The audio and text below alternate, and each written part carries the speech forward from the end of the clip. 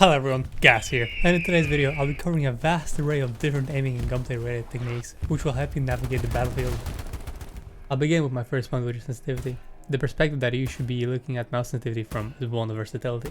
Naturally, having lower sensitivity will make it easier to hit targets at longer ranges, but it also makes close quarters fighting more tedious, and vice versa. But there are definitely upper and lower limits. What is most important for you is to find a sensitivity that feels comfortable in both long and short distance scenarios. What I would recommend is starting at a lower sensitivity and gradually increasing it until you find a sweet spot. Aiming down sight sensitivity is much more important to get familiar with as opposed to hipfire.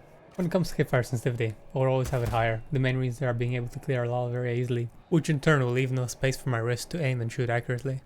With aim trainers surging popularity, some players swear by them, and if you're practicing the correct scenarios, such as tracking tasks or time-click flicking scenarios, you will see an improvement in your aim.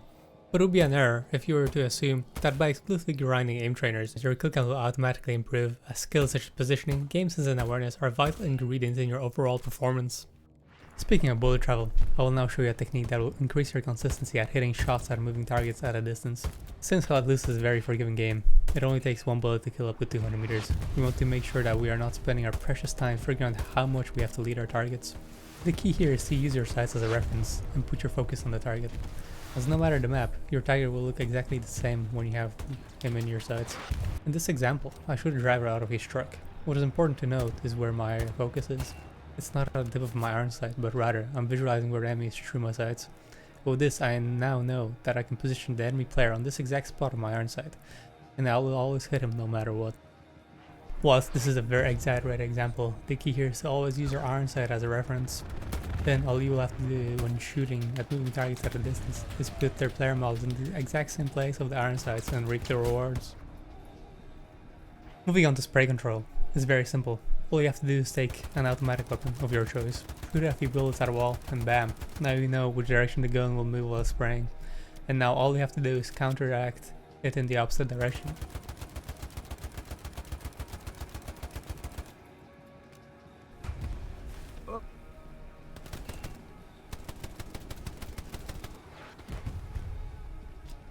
Holding your breath is very useful to get a more steady sight picture and a minimal but not insignificant zoom.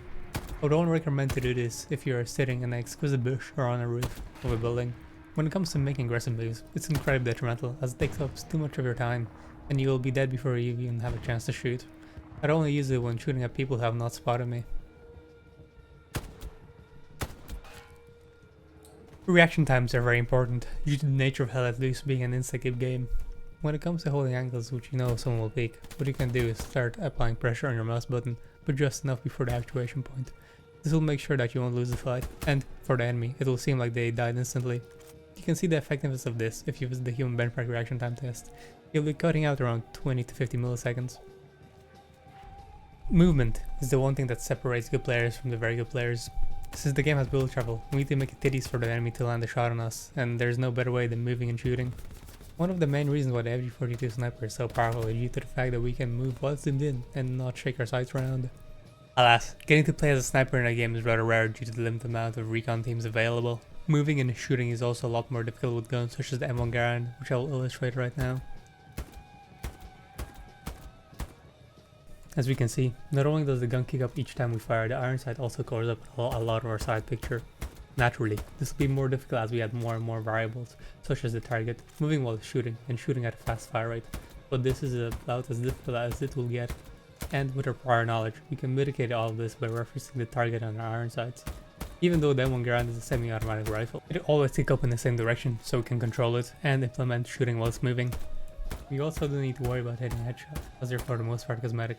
There are niche circumstances where you only see the opponent's head so you have no other choice. But shooting in the body is a lot easier, and to waste the enemy's time giving up, which could lead to him missing a spawn wave.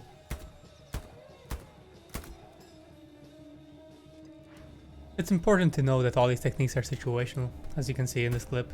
The general rule is that if you're shooting at an enemy who doesn't see you, it's fine to stand still and make life easy for yourself. But if you're spotted and about to take fire, it's essential that you make it difficult for the enemy to hit you.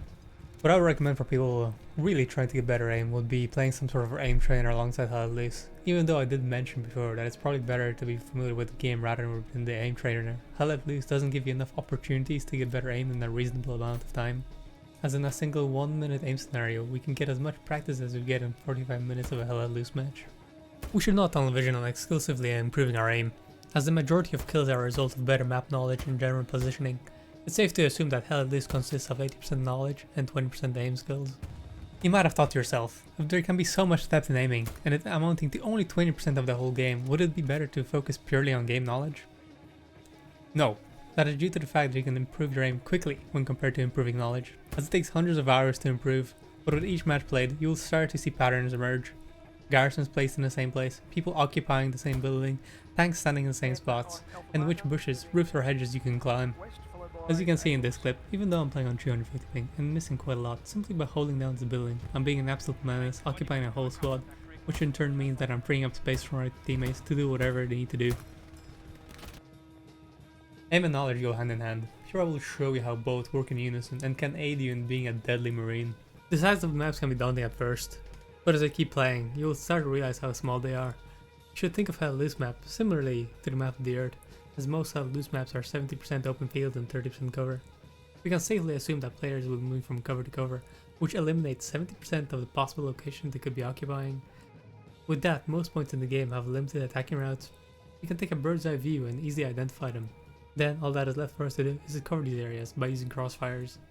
Ideally, we will be looking at the area that we want to cover from an angle, as this makes it much harder for our enemy to attack.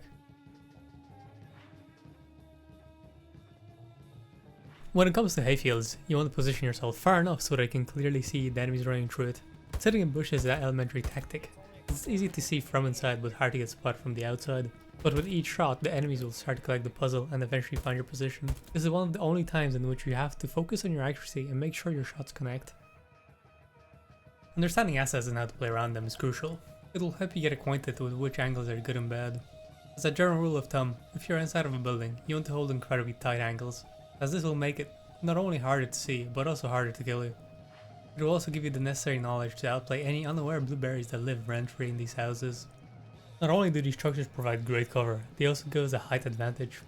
We should always see the opportunity to climb to any roof, as most blueberries do not have a concept of verticality.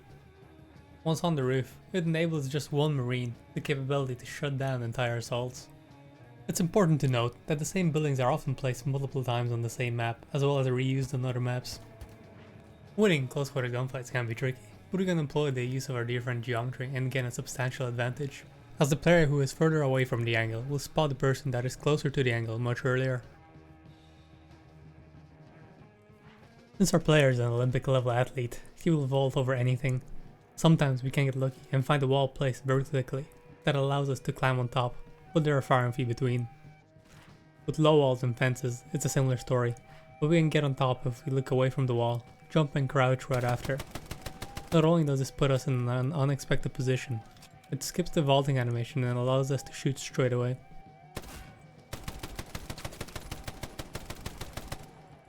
In conclusion, if you want to be a sweaty comp player, I recommend using an aim trainer and grinding pubs. If you want to pop stomp instead and get high kill games, using aim trainers is not necessary, as basic game knowledge will be ample enough to trust your skills ahead of your fellow blueberries. And that will be it. Tell me what you thought of the video, or what type of video I should do next. Now get lost.